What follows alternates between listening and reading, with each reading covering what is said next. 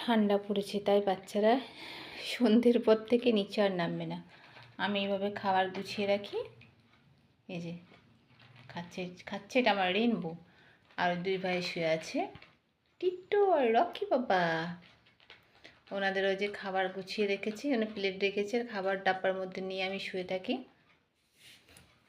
রাত্রে মাঝে মাঝে উঠতে খেতে দিতে হয়।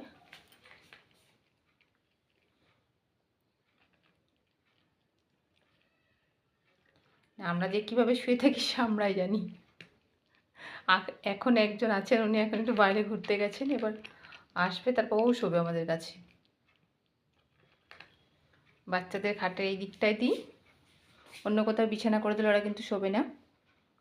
আমাদের কাছে ওদের শোয়া লাগে। আর সবথেকে বেশি বড় ব্যাপার হলো, আমাদের যে কম্বলটা নেব সে পায়ের উপরে ওদের শোয়া চাই। সন্ধ্যা অবধি এখানে এইভাবে দিয়েছি।